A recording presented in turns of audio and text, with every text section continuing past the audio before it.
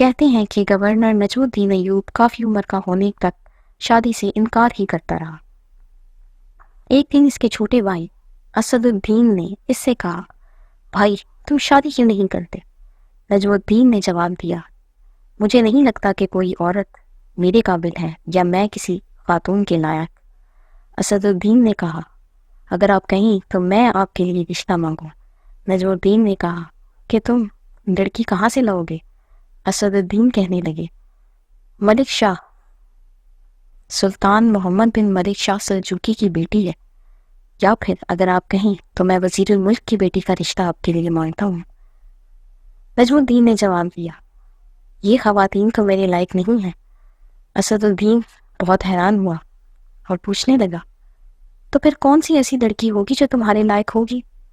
نجم الدین نے جواب دیا، مجھے ایسی نیک سیرت بیوی چاہیے جو میرا ہاتھ پکڑ کر مجھے جنت میں لے جائے، اور اس سے میرا ایک ایسا بیٹا ہو جس کی وہ بہترین تربیت کرے، جو بہترین شہ سوار ہو اور مسلمانوں کا قبلہ اول واپس لے لے۔ اسد الدین کو نجم الدین کی بات پسند نہ آئی اور انہوں نے کہا کہ ایسی لڑکی تجھے کہاں سے ملے گی؟ نجم الدین نے کہا کہ میری نیت میں اگر خلوص ہوا تو اللہ تعالیٰ اس کو میرا نصیب کر دے۔ ایک دن نجم الدین مسجد میں ایک شیخ کے پاس بیٹھے ہوئے کہ ایک لڑکی آئی اور پردے کے پیچھے سے شیخ صاحب کو آواز دی۔ شیخ صاحب نے لڑکی سے بات کرنے کے لیے نجم الدین سے معذرت کر لی۔ وہ اپنی جگہ سے اٹھے اور پردے کے پیچھے چلے۔ نجم الدین جو کہ قریب ہی بیٹھا تھا اس لیے وہاں آواز آ رہی تھی۔ نجم الدین سنتا رہا۔ شیخ صاحب نے لڑکی سے کہا کہ تم نے اس لڑکے کا رشتہ کیوں ٹھکرایا جس کو میں نے بھیجا تھا؟ لڑکی کہنے لگی، مفتی صاحب کا وہ لڑکا واقعی نہایت خوبصورت اور رتبے والا تھا، مگر میں اس کے لائق نہیں۔ شیخ صاحب کہنے لگے، تم کیا چاہتی ہو؟ تمہاری کیا خواہش ہے؟ اور لڑکی کہنے لگی، شیخ صاحب مجھے ایک ایسا لڑکا چاہیے جو میرا ہاتھ پکڑ کر مجھے جنت میں لے جائے، اور اس سے مجھے اللہ تعالیٰ ایک ایسا بیٹا عطا کرے جو بہترین شہ سوار ہو اور مسلمانوں کا قبلہ اول واپس لے لے۔ نجم الدین یہ سن کر حیران رہ گیا، کیونکہ یہ تو وہی سوچ تھی جو اس کے اپنے دل کی خواہش۔ اسے لگا کہ جو وہ سوچتا ہے وہی یہ لڑکی بھی سوچ رہی ہے۔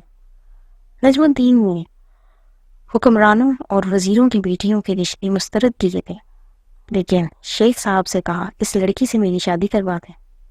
شیخ فرمانے لگے، یہ محلے کی سب سے فقیر گھرانے کی لڑکی ہے۔ نجم الدین کہنے لگا، لیکن یہ عین میری خواہش کے مطابق ہے۔ نجم الدین نے اس فقیر متقی لڑکی سے شادی کر لی، اور اسی سے وہ شہ سوار پیدا ہوا جسے دنیا سلطان صلاح الدین ایوبی کے نام سے جانتی ہے، اور انہوں نے لگاتار کوششوں سے مسلمانوں کے قبلہ اول بیت المقدس کو آزاد کروا لیا۔ یہ سچ ہے کہ اگر نیت میں خلوص ہو تو انسان اپنے ارادے میں ضرور کامیاب ہوتا ہے، اور انسان جب کسی چیز کے لیے دل سے کوشش کرتا ہے تو اللہ تعالیٰ اس کے لیے منزل تک پہنچنے کے راستے خود بخود آسان کرتے چلے جاتے ہیں۔